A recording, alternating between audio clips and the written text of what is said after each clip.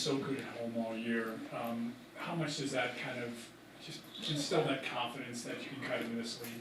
Yeah, I think, we're always confident going into every game. We love playing at home. We love playing in front of our fans. And, I think for us, knowing we have 3 games here, we feel really good about it. Obviously we would have loved to have taken 1 in New York, but we still feel really good about our chances.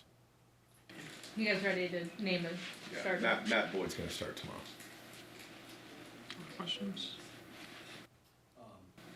Obviously, strategy aside, after losing 2 games, does having a day off help? Do you like having a day to clear your mind, or do you want to just get right back at it? I think in a perfect world, you want to keep playing. You want to go, but with the schedule, use the off day, get the guys the day off, some rest, reset, and come in ready to go tomorrow. It's a good thing. We love playing. We love being out there, and so the schedule is what it is. And the first round, being 8 days, 5 games in 8 days is a little different. But for us right now, we just want to get back out there and play. With Hosey, seeing the ball go over the wall there last night, probably a good sign. But what has to change to see that him come through in situations where we're in scoring position earlier in the game and in those moments where you need that big hit, and he's the guy you turn to all season. Yeah, I think Hosey just needs to be him, right? He needs to be himself, and he has been. He had really good at bats last night. He had an opportunity.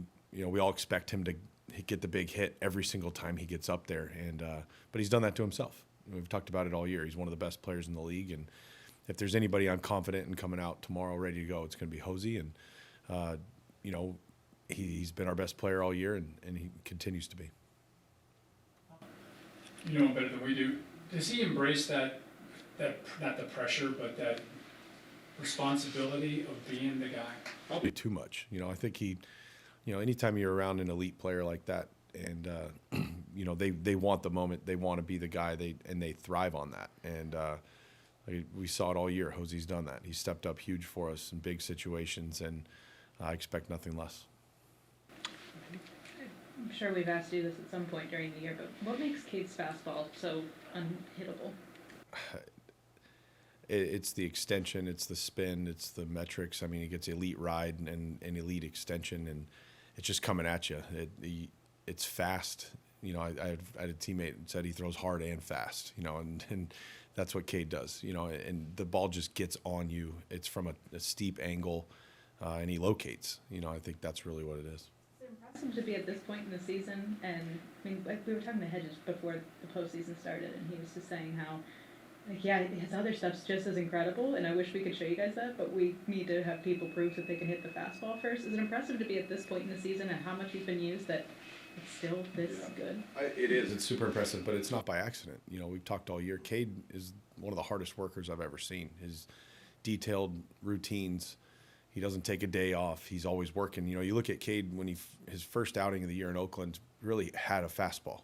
Every now and then he could land a split, and the sweeper was okay. And now he's got 3 very, very good pitches. He's developed himself, and BG and Carl and Joe have really helped him just continue to develop his secondary pitches. But the fastball has just continued to be great. What are the challenges of playing when it's cold out? I don't know if it'll be colder in the next couple of days versus in New York, but is it harder for a hitter versus a pitcher? What are the challenges? I think the challenge can be, just staying loose, staying warm. I think there's feel with the baseball. If your fingers get cold, it's tough to grip. It's tough to, it presents challenges, but both teams have it. And we have lots of good aids and tools to stay warm, and you just do it. There's no trick to it. It's just you post and go. Tom? Does your heart rate go up when number 99 steps in the box for them? Yeah. I like watching them hit. I'm a baseball fan too. And anytime you're facing this lineup, and especially Soto and Judge come up there, you have to make pitches. And you got to be careful with him. Obviously, Hunter makes a pretty big pitch there. I mean, how many guys are going to hit that thing 414 feet? Probably one. That was a great swing on a very good pitch, and it's good baseball. Unfortunately, it went against us, but I'll take Hunter's fastball against any hitter in the league, and Judge put a good swing on one last night. You had mentioned before yesterday's game that you really, and then again post, you really haven't thought much ahead to 3, 4, 5. Obviously, you just named a game 3 starter. Do you have any clarity on how you want to attack game 4 and maybe 5? I mean, we have some ideas, but we still need to kind of see how the games go. I think we have a number of options that we can use, and we're excited about all of them. But just how the cadence of our whole year has been, let's worry about today, or let's win today, and let's worry about tomorrow. So we're going to stick with that. You get the ball to Matt Boyd to start game 5, just what gives you the confidence in, and this is similar sort of pressure, similar sort of big situation to give him the ball. Matt's thrown the ball well every time we've given it to him this year. He's worked tremendously hard to get himself back healthy. We've talked about it, and Matt's been great for us. So I'm excited to give him the ball and see what he can do. How big of a factor is it as you get deeper into a series? How many times the opposing lineup sees a certain reliever? I think there's a factor to it. We keep track of all that, and we try to best avoid that. But at the end of the day, our best pitchers are going to face their best hitters, and we just played Detroit 5 games, and Cade and Gaddy saw the top of the lineup 3-4 times apiece. So it's the way it's going to be. We're going to get creative and do those things, and the odds do start to tend towards the hitter, but hitting's hard. Does guards ball work better at home or on the road? Is there just something about being here that makes it work better? I think, it could be the crowd gets into it. I don't know. I just think that, when we get stuff going and we make things happen, that's when we click. And we did that last night. We just weren't able to get that big hit. We had pressure on them all night. Seemed like every inning we had 1-2 guys on, and if not 3, and just weren't able to get that big, base hit double with runners in scoring position. And our guys have been great in those situations, for the majority of the year. And when you have one game where it stands out, it's not going to get us down. What makes Stephen Kwan a special hitter? What makes him a unique hitter? His ability to, take what the pitcher gives him, and if you make a mistake, he's got the power to hit the ball out of the yard. Kwani doesn't chase much. He makes elite contact, and he's just a complete hitter. Can you think of other guys you've seen throughout your career that are anything like him? I mean, not style-wise, with the big leg kick, and I mean it's a very unique swing that works for him, and it's definitely not how you would teach somebody how to hit, but it's really impressive to see how he can do it, and he's incredibly talented in his ability to do it. Bo and Austin obviously don't have a hit in the series, and I know a lot of people are kind of talking about that. Can you speak to the quality of the bats? Are you happy with the way they're working counts, seeing pitches, what their approach might look like, even if the results aren't there? Yeah, I think both of them work the count. Both of them are ready.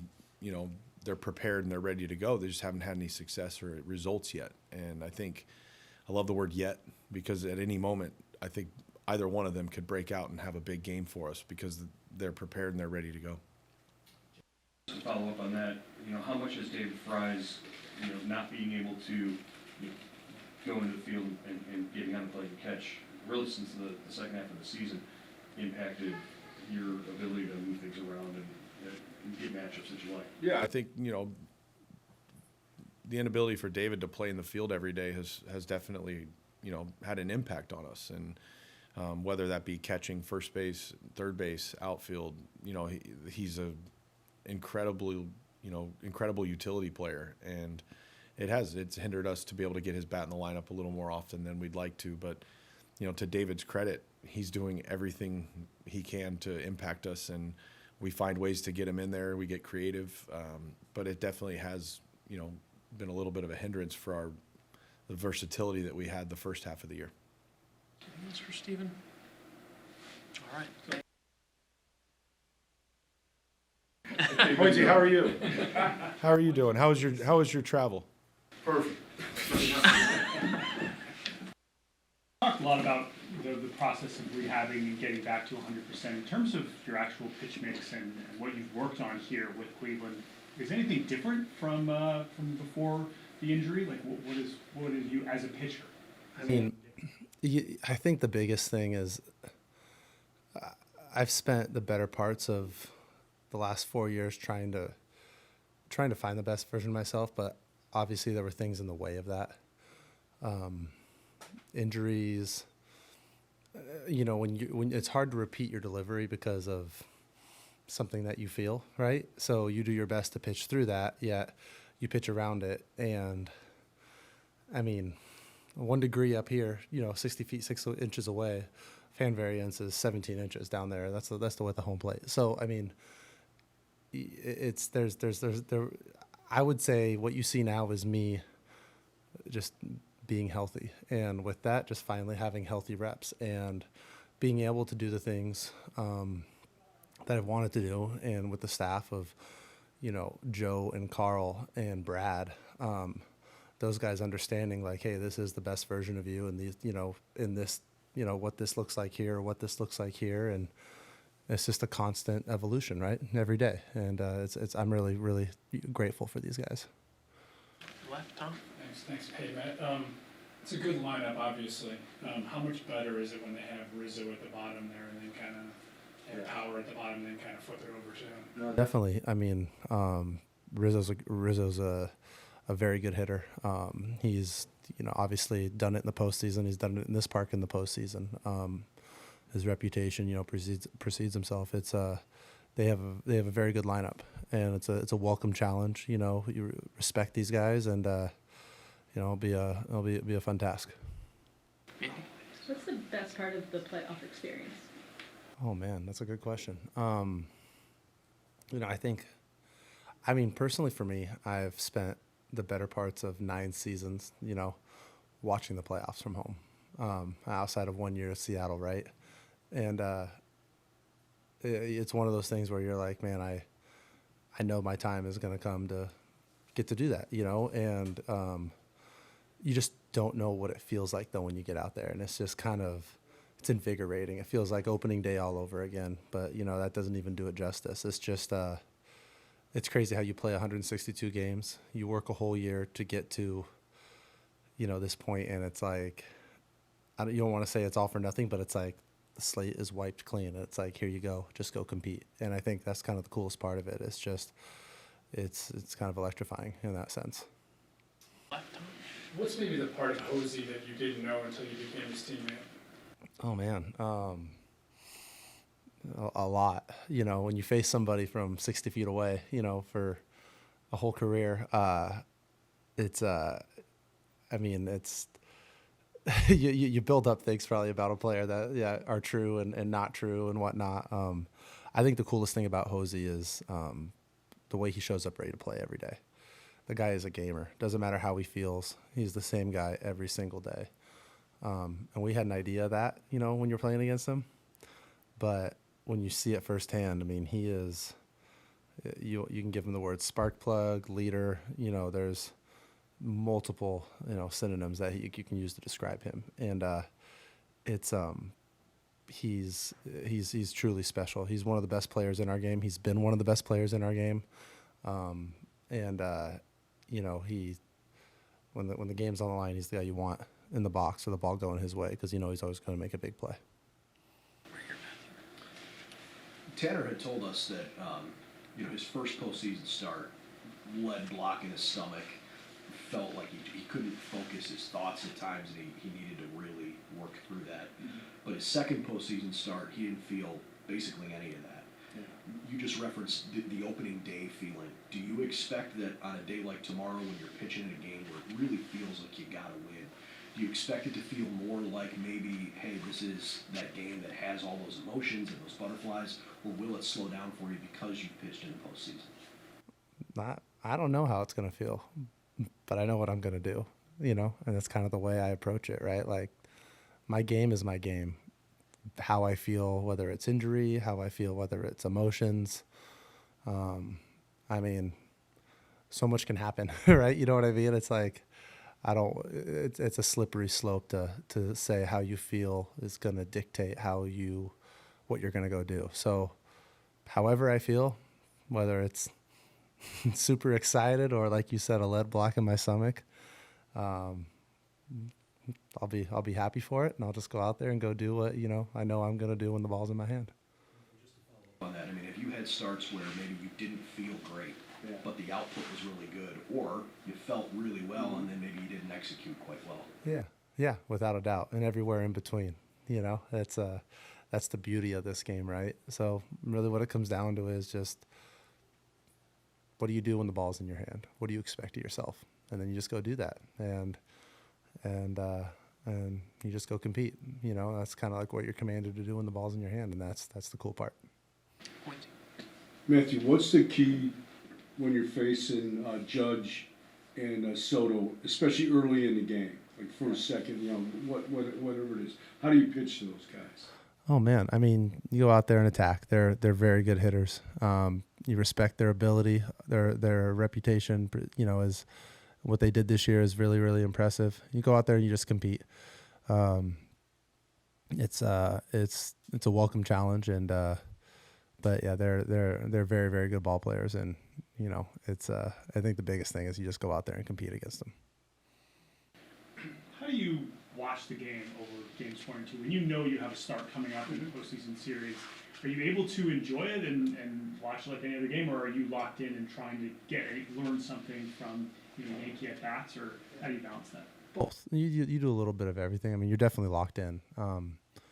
Learning from what's out there. Obviously, you try to dial in on the left-handers more than anything else because they're the most, obviously similar to you. But I mean, you just watch the game. I grew up my dad's a coach. He still coaches summer baseball, 18U baseball in the Seattle area, and ever since I was a kid, I kind of always watched the game through a coach's lens, through strategy, through whatnot.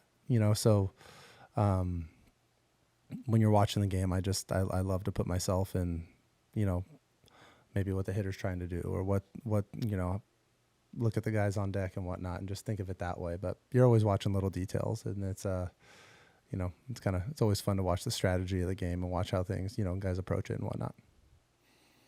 Just going back to the top of the Yankees lineup, and you talk about going and competing against them. How do you balance being aggressive as opposed to when you sit back and sort of see how the at-bat's going and to try and get them out?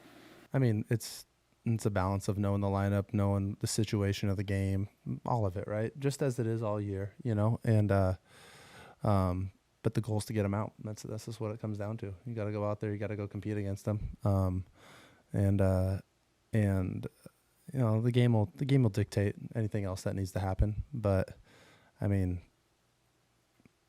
it's the postseason. You want to go against the best. You wouldn't want it any other way, right? I mean, it's you get the chance to go up against Skubal like we did. He was the top this year in the AL in starters, and it's it's a welcome challenge. And the Yankees, their lineup, it's solid, man. They're the best team in the AL record-wise all year. So you want that challenge. We want to go up against the best, and as a pitcher, you welcome that. Matthew, were you based on the way you guys played the first 2 games and the way you played coming in there, so solid defensively, no mistakes. Were you surprised by kind of the defensive breakdowns here and there in games 1 and 2? And do you think was the moment too big or what? I mean, I think we're human. Stuff happens. Rocchio is so sure-handed. I mean, stuff just happens, right? That's the nature of it, right? If we were perfect, we probably wouldn't go out there and even play the games when it came down to it, right? So it happens. We just collect ourselves and come out and be ready to compete tomorrow. That's the nature of this. Not only baseball but life. You pick yourself up when stuff happens and make the adjustments that you need to and go forward. It doesn't change who we are. It doesn't change, what we think about anybody or anything like that, what we think about ourselves. We just know individually and collectively what we're capable of, and we'll go out there and go play our game, when it comes out tomorrow, and learn from our mistakes. Bradford on your left. Because there was some raggedness in the first couple of games, do you get the sense that everyone is just kind of chomping at the bit on this bigger stage to just show the national audience what this team is all about? I mean, I don't think we're really wanting to show anybody. We know what we're about, right? A record speaks for itself. We did it in the regular season. We know what we're made of. And we're just going to go play our game. Sometimes sometimes doesn't work out like we want to, you know. Like I said, that's the nature of being human, but you know, we know who we are. We know our identity as a team. And if anything, this is where we double down on it. And we'll be ready to do that, you know, and make the most out of today and come out tomorrow and do that. Here. You had mentioned kind of collecting your thoughts and sort of coming up for air after the way the first two games went. I know you don't have any control over it, but would you have rather played today, or are you glad that you have a day off as a team to go have a workout, try to be competitive, and then restart? I mean, gosh, something I don't even bother myself with because I don't write the schedule. You know what I mean? It's we got a day off today, so we'll make the most of it, prepare ourselves, and be ready to come out tomorrow.